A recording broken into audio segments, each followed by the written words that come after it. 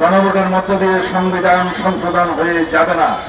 আমরা আমাদের দলের পক্ষ থেকে বলেছি, জুলাই জাতীয় সনদ যেভাবে স্বাক্ষরিত হয়েছে সেটা আমরা প্রতিপালনে প্রতিশ্রুতিবদ্ধ, অঙ্গীকারাবদ্ধ। জুলাই জাতীয় সনদ যেভাবে রচিত হয়েছে, প্রণীত হয়েছে, স্বাক্ষরিত হয়েছে, সেই জাতীয় সনদ আমরা অক্ষরে অক্ষরে প্রতিপালন করার জন্য অঙ্গীকারাবদ্ধ। এর বাইরে চাপিয়ে দেয়া, জবরদস্তিমূলক আর যে কোনো প্রস্তাব যদি দেওয়া হয় সেটা জনগণ বিবেচনা করবে। গণভোটের মাধ্যমে একই দিনে জাতীয় সংসদ নির্বাচনের দিনে জনগণের সম্মতি গ্রহণের জন্য যে প্রস্তাব করা হয়েছে সেটাকে আমরা স্বাগত জানিয়েছি। কারণ এটা ব্যয় সাশ্রয়ী, এটা সময় সাশ্রয়ী, এটা বিভিন্ন রকমের আয়োজনের সাশ্রয়ী এবং এটা সুবিধাজনক।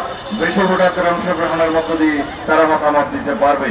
তবে এটা আমাদের মনে রাখতে হবে, গণভোটের মধ্য দিয়ে আইন প্রণয়ন করা হয়ে যাবে না, গণভোটের মধ্য দিয়ে সংবিধান সংশোধন হয়ে যাবে না। তার জন্য অবশ্যই জাতীয় সংসদ গঠিত হতে হবে। সেই জন্য জাতীয় সংসদ নির্বাচনের পুনরাবৃত্তি করেছেন তিনি 15 ফেব্রুয়ারির প্রথমার্ধে, সেজন্য তাকে আমরা সাধুবাদ জানিয়েছি। ইউনিভার্সাল কার্ডিয়াক হসপিটাল, আপনার হৃদয়ের আরো কাছে। কারণ আমরা অবশ্যই আগামী ফেব্রুয়ারির প্রথমার্ধে জাতীয় সংসদ নির্বাচন অনুষ্ঠান হোক, সেটা চাই। এই জাতি চায়, আমরা ভোটাধিকার প্রয়োগ করতে চাই। এই জাতির সমস্ত জনগণ সেই ভোটাধিকার স্বাধীনভাবে, উৎসবমুখরভাবে প্রয়োগ করার জন্য উন্মুখ হয়ে আছে।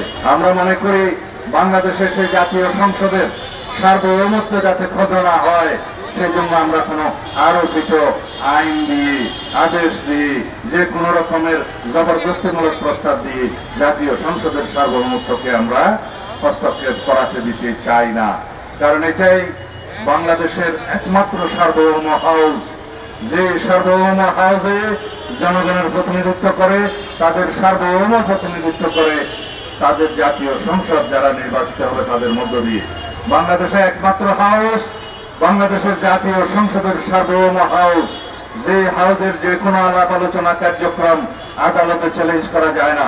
সেই জাতীয় সংসদের সার্বভৌমত্বকে ডিক্টেট করানোর মতো কোন প্রস্তাব, কোন আরোপিত বিষয় থাকতে পারে না, সেটা আমরা পুনরুচ্চারণ করছি।